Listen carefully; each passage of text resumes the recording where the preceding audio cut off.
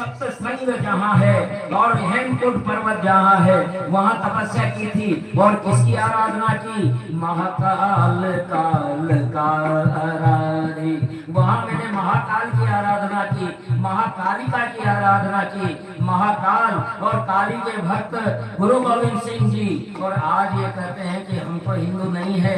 इससे ज्यादा हास्यास्पद बात और कुछ नहीं हो सकती। आइए, ये हमारे संप्रदाय थे। अब आगे बढ़े, किस प्रकार से राष्ट्रीय एकता हो सकती है। आइए।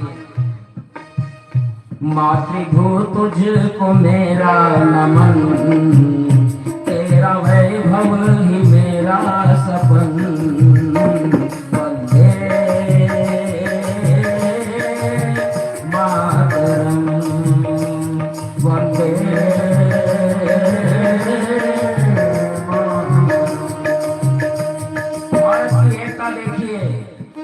पूरब ढाके वाली, पश्चिम हिंगुल प्यारी, शारदा के सरचारी, दक्षिण कन्याकुमारी, दक्षिण कन्याकुमारी, दक्षिण कन्याकुमारी।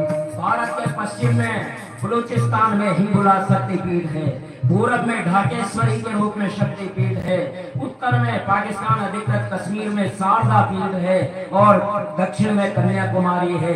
अगर ये सारों शक्तिपीठ भारत में आ जाए तो केवल एक रह गया है, बाकी तीनों बाहर हैं। अगर ये तीनों भी आ जाते हैं तो हिंगुला शक्तिपीठ से जाने वाला यात्री जब ढाकेश्वरी जाएगा तो पूरा भारत एक हो जाएगा। जब शारदा शक्तिपीठ से कन्याकुमारी जाएगा पूरा भारत एक हो जाएगा। यही भारत की एकता है। इसलिए बड़े प्रेम से कहिए, पूरब ढाके वाली, पश्चिम हिंगुल प्यारी, शारदा के सरचारी, दक्षिण कन्याकुमारी, दक्षिण कन्याकुमारी, दक्षिण कन्याकुमारी। आदिशक्ति का अपना सदन, आदिशक्ति का अपना सदन, तेरा वैभव ही मेरा सपन। वंदे मातरम, वंदे मातरम, वंदे भारत मातरम, वंदे भारत मातरम, वंदे मातरम, मातरम, वंदे भारत मातरम, वंदे भारत मातरम, वंदे भारत मातरम, वंदे मातरम, वंदे मातरम, वंदे मातरम, वंदे मातरम, वंदे मातरम।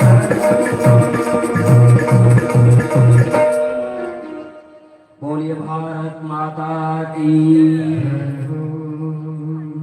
वंदे मातरम, वंदे मातरम, वंदे मातरम। ये हमारी भारत माता का विशद वर्णन हमारे शास्त्रों में आया।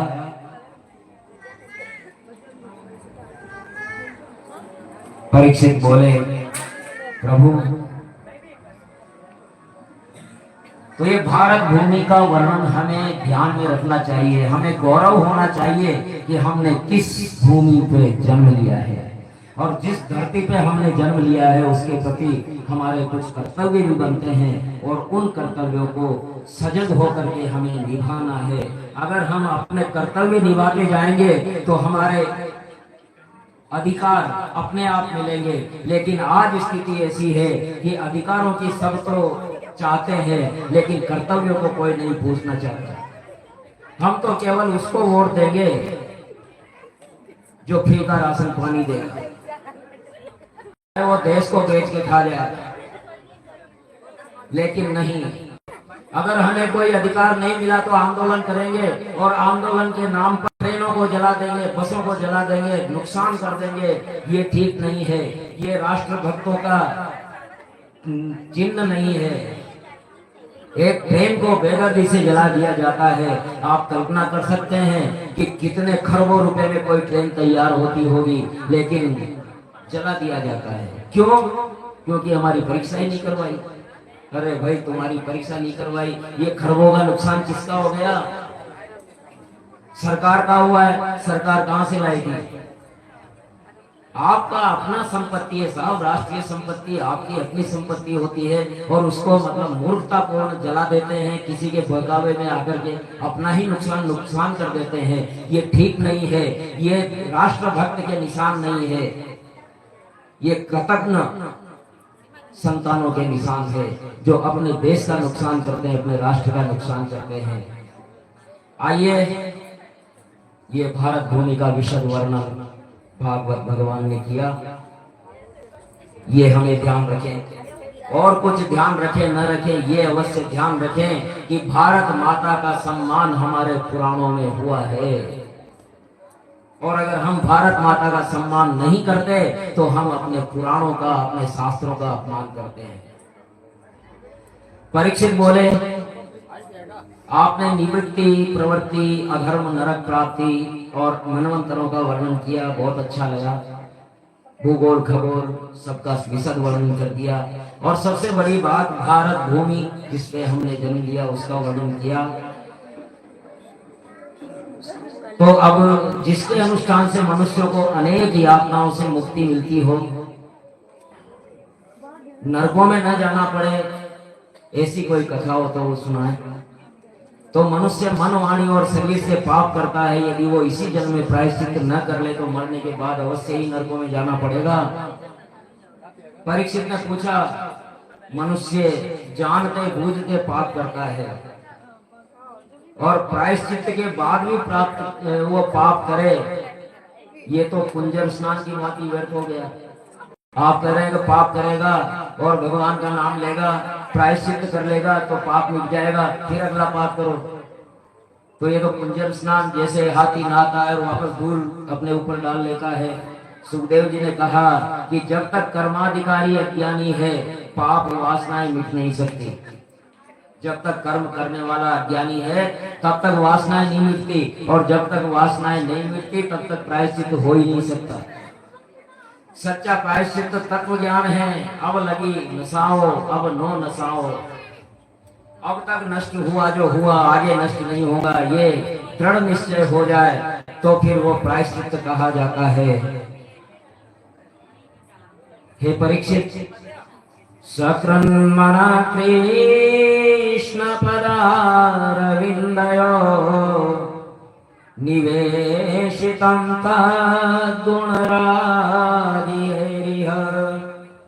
न ते यमं पाशवृताश्च तद्भटान् स्वप्नेऽपि पश्यन्ति जीर्णनिष्कृताः।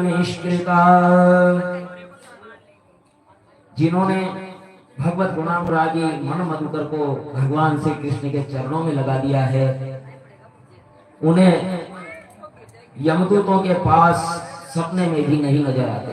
हे परीक्षित, इस विषय में महात्मा लोग एक प्राचीन इतिहास कहा करते हैं, उसमें विष्णु पार्षदों और यमदूतों का संवाद है।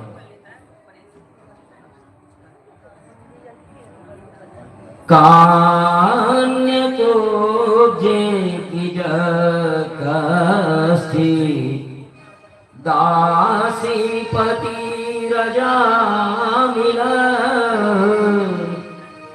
नामना नष्ट सदाचारो दास्या संसर्ग दूषिता। कान्य कुब्ज उत्तर प्रदेश का एक नगर जो आजकल कन्नौज के नाम से प्रसिद्ध है, इत्र की नगरी।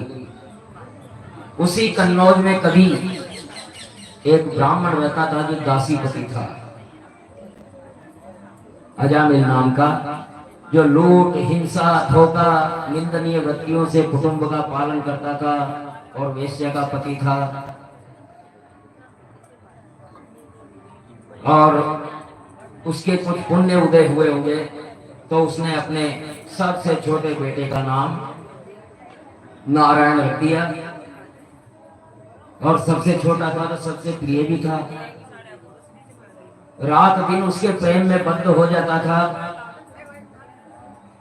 बड़ा प्रेम करता था नारायण को। अब उसका अंतिम समय आया तो यमदूत आकर के उसे काल पास दिखाते और उसका प्राण खींचने लगे, तो वो घबरा करके अपने पुत्र को बुला रहा था, हे नारायण, हे नारायण, हे नारायण। सएव वर्तमानोऽज्ञो मृत्यु काल उपस्थिते मतिं चकार तनये बाले नारायणांगिये।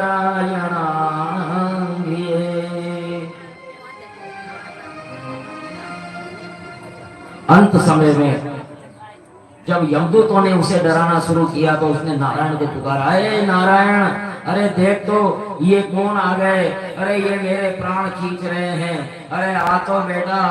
हे नारायण। नारायण को स्मरण करते हुए अजामिल को जब विष्णु पार्षदों ने देखा तो फिर वो आ गए।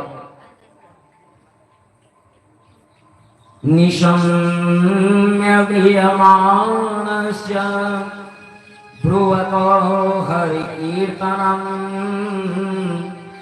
भर्तुर्नाम महाराज पार्षदा सहसा पतन।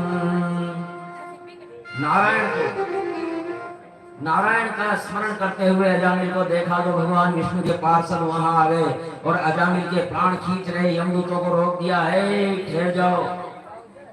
यमदूतों ने कहा, क्यों, क्या बात हुई? कि देख नहीं रहे ये किसका नाम ले रहा है? बोले तो इसके पुत्र का नाम ले रहा है। बोले इसके पुत्र का क्या नाम है? बोले नारायण है। तो अगर नारायण ने इसके पुत्र का नाम रखा है या इसके पुत्र ने नारायण का नाम रखा है? तो नाम तो नारायण का ही है। हमारे जो बुजुर्ग होते हैं ना, उनसे कोई नाम पूछता है ना, अगर भाषा आपको नाम कहीं है, कहीं जो आपको नाम, तो बोले तो नाम तो नारायण को साहब मन तो यो खेवर। वो कहते हैं पहला शब्द उनका ये होता है, नाम तो नारायण का है साहब। मुझे तो मानीलाल, छानीलाल, छगीलाल जो भी है जो वो कहते हैं, बाकी नाम तो नारायण का है। तो यहाँ विष्णु पार्षदों ने पूछा कि नारायण ने इसके पुत्र का नाम रखा था या इसके पुत्र ने नारायण का नाम रखा है? बोले नाम तो नारायण का ही है। तो बस उल्टा सीधा आटा तिरछा जैसा भी बीज पड़ता है उठता तो ऊपर ही है। चले जाओ, यहां तुम्हारा कोई काम नहीं है। तो इस प्रकार यमदूत वेदों ने जिन कर्मों का विधान किया उन सबका इसने तिरस्कार किया है। ये पापी है, पापी नहीं महापापी है। ये सब अजामिल पूर्व में शास्त्रज्ञ था, शील सदाचार सद्गुणों का खजाना था, ब्रह्मचारी था, विनयी था, जितेंद्रिय था, मंत्रवेत्ता था, पवित्र था, किंतु एकदा सोवनं यात पितृ संदेशते द्विज आदाय तत आमृत फल पुष्प समीत कुशाल। एक बार ये जंगल में अपनी पूजा के लिए पुष्प और समिधा, यज्ञ के लिए समिधा लेने गया था। तो इसने रास्ते में देखा, अब देखिए आजकल मोबाइल में तरह तरह के दृश्य उपलब्ध हैं, लेकिन ध्यान देना बुरे दृश्य को हृदय में जमने में समय नहीं लगता, तुरंत जमते हैं, लेकिन अच्छे दृश्यों को जमने में बहुत समय लग जाता है। अच्छे दृश्य आसानी से नहीं जमते, लेकिन बुरे दृश्य तुरंत जम जाते हैं। अजामिल ने देखा, ददर्शं कामिनं काष्ठी शूद्र भुजी शया पीत्वा च मधुमेह्यं मदाघूर्णितनेत्रया दृष्ट्वा तां कामलितेन बाहुना परिरम्भिता जगाम रक्षय वसं ससेव विमोहित।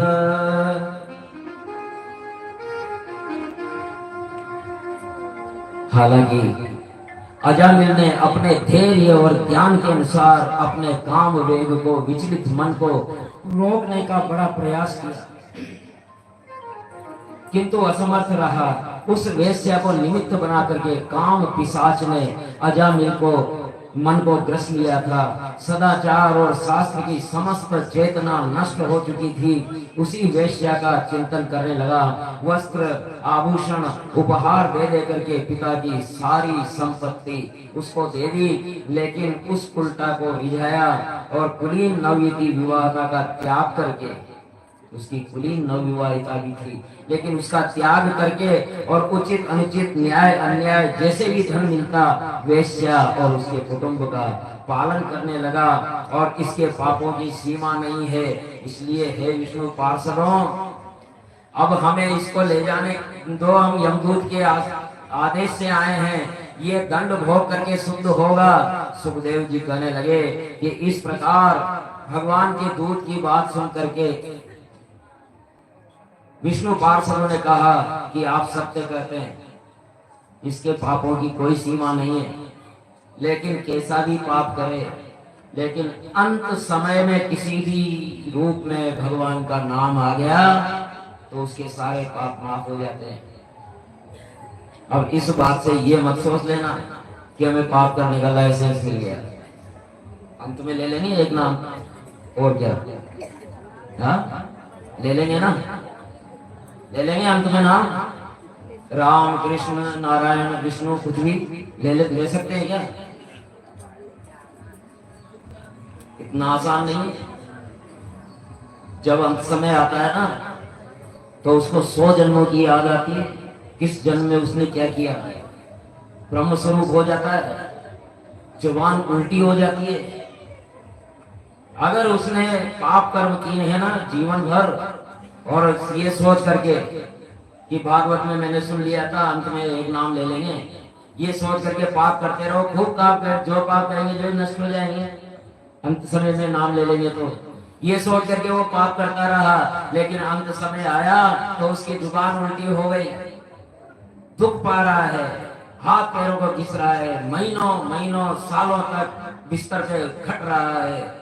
और जैसे ही वो समय आया जुबान उल्टी हो गई, और उसके पुत्र पौत्र रिश्तेदार कहते हैं दादी राम बोलो, दादी राम बोलो, लेकिन जुबान तो उल्टी हो चुकी है। वो कुछ बोल नहीं पाता, नारायण नहीं बोल पाता, विष्णु नहीं बोल पाता, कुछ भी नहीं बोल पाता। उसकी तो आंखों में चलचित्र की तरह उसके 100 जन्मों के चित्र चल रहे हैं। और जब वो समय आता है तो अरे गंगा जल लाओ, गंगा जल कहाँ रखा था, वो छोटा न रखो हुई और बड़ा न रखो हुई, खा रखे रहे, और ढूंढ ढांड करके वो लाते हैं जितने वो सफा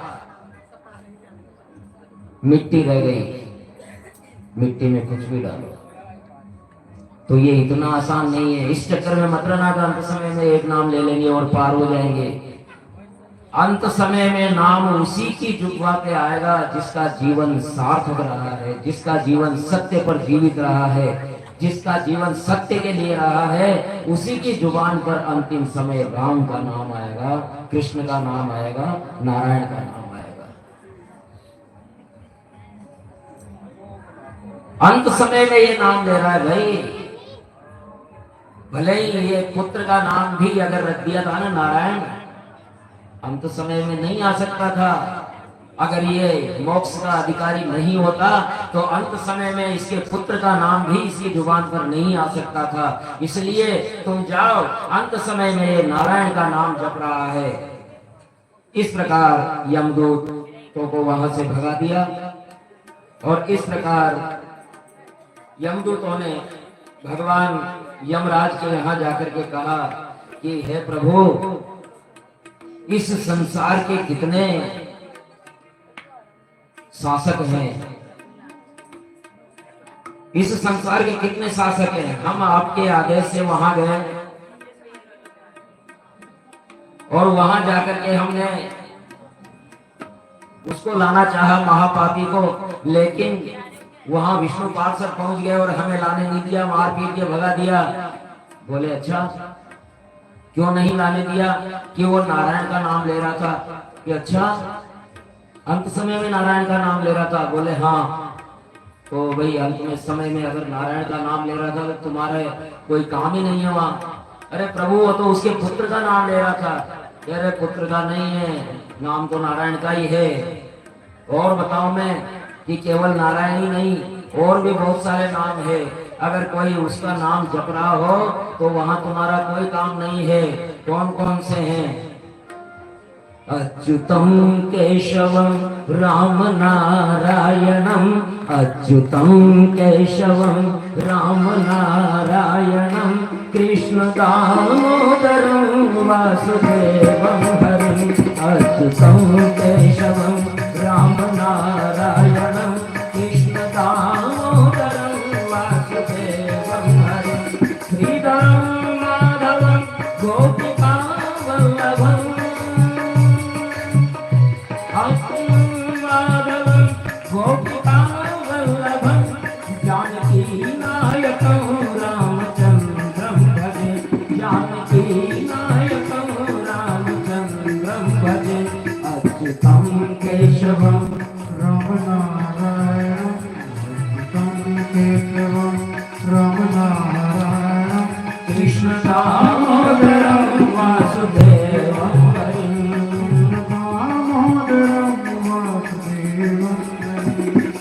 अच्युत, केशव, राम, नारायण, कृष्ण, दामोदर, वासुदेव, हरि, श्रीधर, माधव, गोपिका वल्लभ, जानकी नायक, रामचंद्र, इनको कोई भज रहा है।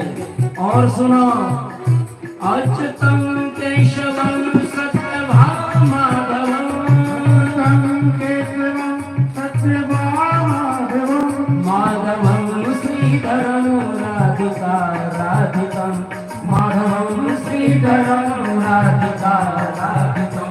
इंदिरा मंदिरम चेतसा सुंदरम, इंदिरा मंदिरम चेतसा सुंदरम, देवकी नंदनम नंदनम सन्नते, देवकी नंदनम नंदनम सन्नते। अच्युतम केशवम राम नारायणम, अच्युतम केशवम राम नारायणम, कृष्ण दामोदरम वासुदेवम हरिम, कृष्ण दामोदरम वासुदेवम हरिम। हरि बोल, बोलिए कृष्णचंद्र भगवान की।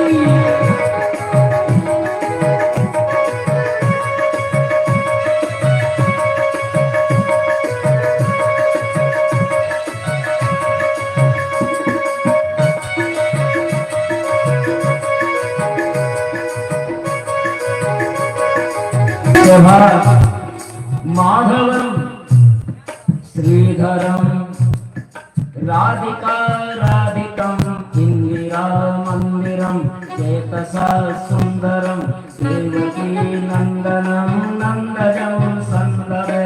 इन नामों का कोई उच्चारण कर रहा है, वहां तुम्हारा कोई काम नहीं। और सुनो, विष्णवे विष्णवे शंखिने चक्रिणे, विष्णवे विष्णवे शंखिने चक्रिणे, रुक्मिणी रागिने जानकी जानये, रुक्मिणी रागिने जानकी जानये। वल्लभी वल्लभाया चिताया मने वल्लभा याचिता यात्मने कंस भी ध्वंसिने ध्वंसिने नमः कंस भी ध्वंसिने ध्वंसिने नमः अच्युतं केशवं राम नारायणं कृष्ण दामोदरं वासुदेवं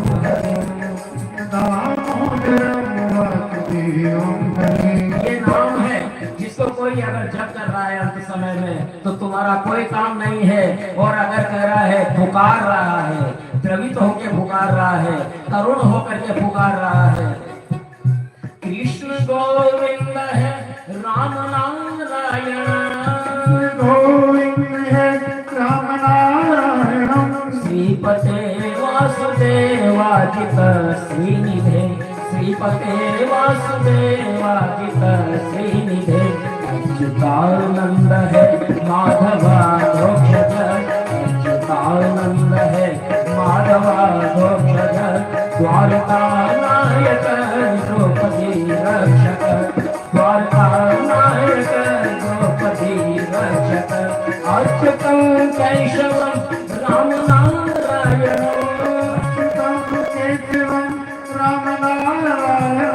कृष्ण दामोदरं वासुदेवं हरिं कृष्ण दामोदरं वासुदेवं हरिं श्रीच्युतं केशवं राम नारायणं अच्युतं केशवं राम नारायणं कृष्ण दामोदरं वासुदेवं हरिं कृष्ण दामोदरं वासुदेवं हरिं।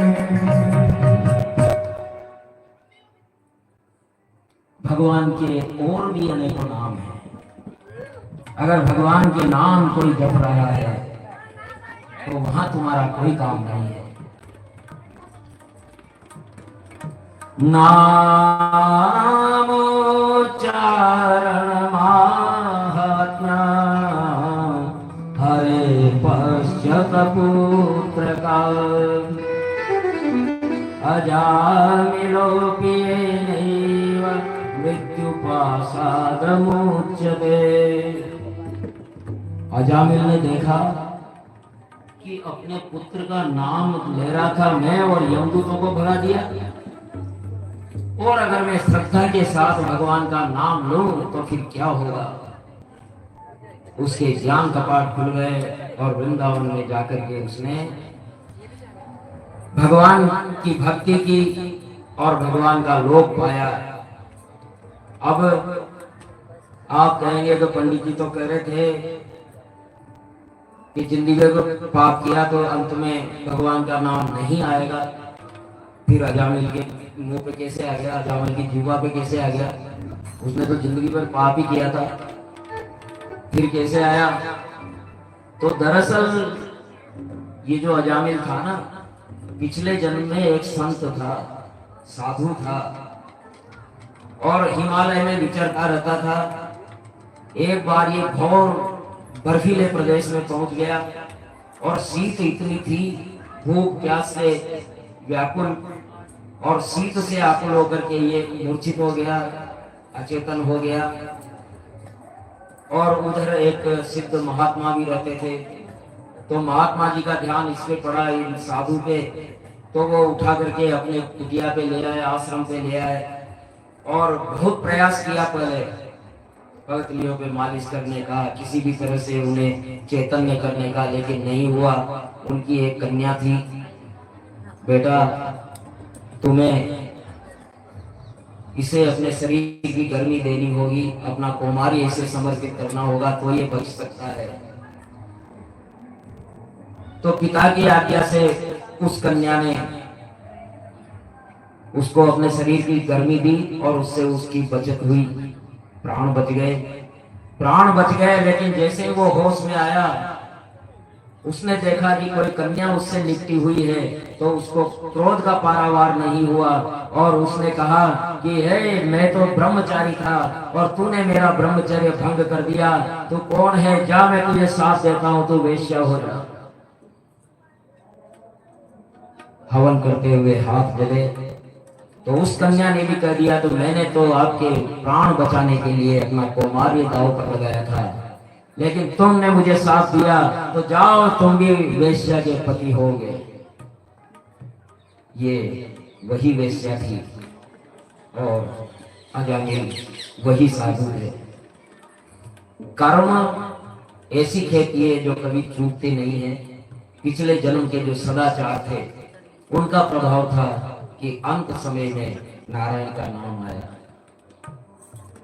लेकिन हमें अपना पूर्व जन्म याद नहीं, क्या पता पूर्व जन्म कैसा रहा होगा हमारा। इसलिए हमें इसी जन्म की याद है, इसलिए इसी जन्म में न तो हमें किसी का दिल दुखाना है, न किसी का हक मारना है, हमेशा सत्य पर आधारित जीवन जीना है। तो अंत में निश्चित रूप से नारायण का नाम नहीं, स्वयं नारायण आ जाएंगे आपके पास।